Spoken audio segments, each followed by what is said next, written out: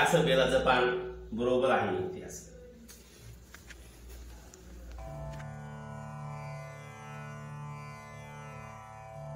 निसर्गाच्या सानिध्यात बालाघाट डोंगररांगांच्या कुशीत असलेलं हे बेलेश्वराचं मंदिर. बाहेरून एखाद्या किल्ल्यासारखी दिसणारी भव्य तटबंदी, मंदिराच्या तटबंदीचा मुख्य दरवाजा हा तितकाच दिमाखदार. मंदिरातील महादेवाच्या पिंडीवर बेलाचं पान कोरण्यात आलंय, त्यामुळे या मंदिराला बेलेश्वर मंदिर असं म्हटलं जातं. खर्डा येथील संस्थानचे राजे सुलतानराव राजे निंबाळकर एकदा काशीला गेले होते. त्यांनी तिथून महादेवाच्या 7 पिंडी आणल्या आणि त्यांनी त्या 7 लिंगांची प्रतिष्ठापना खर्ड्याच्या आजूबाजूला केली. त्यापैकी एक बेलेश्वर मंदिर. गुरु तुकाराम महाराजांना त्यांनी हे देवालय अर्पण केले आणि देवस्थानचा देऊळवाडा देखील राजे सुलतानराव राजे निंबाळकर यांनी बांधून दिल्याचं सांगण्यात येत आहे. निंबाळकरांच्या काळातील आहे आणि त्यांनी 12 ज्योतिर्लिंगापैकी हे एक ज्योतिर्लिंग आहे. आणि विशेष म्हणजे याचे महत्त्वाचे आहे की बेलाच्या पानाच्या आकाराचे असल्यामुळे याला बेलेश्वर हे नाव पडलेले आहे. असं रम्य महाराष्ट्रामध्ये नयन रम्य वातावरण ज्याला वाटतं पाहावं त्यांनी इथे भेट द्यावी, असं हे नवे रम्य वातावरण आहे. या वातावरणामध्ये तुकाराम बुवा इथं आले आणि त्यांनी हे देवस्थान वसवलं. त्यांचे शिष्य निंबाळकर राजे खर्ड्याचे, त्यांनी त्यांचं शिष्य असल्यामुळे त्यांनी हे पूर्ण सगळं किल्ला बांधून दिला.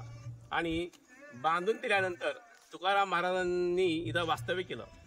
वास्तव्य केल्यानंतर बरेच आणि भाविक भक्त इथं जमा व्हायचे. पण इथं एक विशेष असं होतं की या ठिकाणी तुकाराम महाराजांच्या वेळेस पशुपक्षी म्हणजे हिंस्र पशु आणि पक्षी आणि पशु जनावर एकत्र येऊन पाणी प्यायचे. या ओढ्या तुकाराच्या ओढ्या म्हणतात. या ओढ्याला म्हणजे वैरभाव विसरली, आपण जे म्हणतो ना अभंग तुकाराम महाराजांचा जो अभंग आहे वैरभाव विसरली, असं वैरभाव विसरून इथे सगळे प्राणी एकत्र येऊन त्या ओढ्याचं पाणी प्यायचे.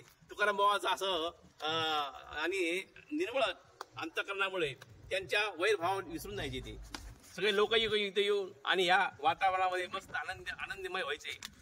या ठिकाणी एकमुखी दत्तात्रेयांची मूर्ती पाहायला मिळते.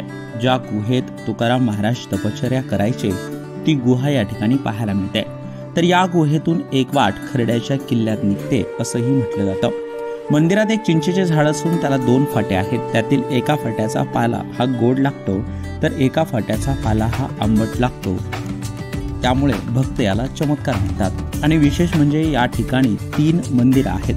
तिन्ही मंदिरांचे बांधकाम हेमाडपंथी आहे. ज्या ठिकाणी श्री बेलेश्वर, श्री दत्तात्रेय आणि रेणुका माता यांच्या मूर्ती आहेत. या शिवमंदिरात भली मोठी पिंड आहे. मंदिर प्राचीन असून गाभाराही तितकाच जुना आहे. तर मंदिराबाहेर नंदी आहे आणि मंदिर सुस्थितीत आहे. मात्र या बेलेश्वर मंदिराच्या बाहेरील परिकोटाच्या चिरेबंदीची मोठी पडझड झाली आहे. मंदिराच्या समोर आवारात एक लहान मंदिरात श्री तुकाराम तीर्थ स्वामी महाराजांची समाधी आहे. त्याचबरोबर त्यांच्या समोर असलेल्या मंदिरात विठ्ठल रुक्मिणींच्या मूर्ती आहेत. तर मंदिर अगदी निसर्गाच्या सानिध्यात आहे.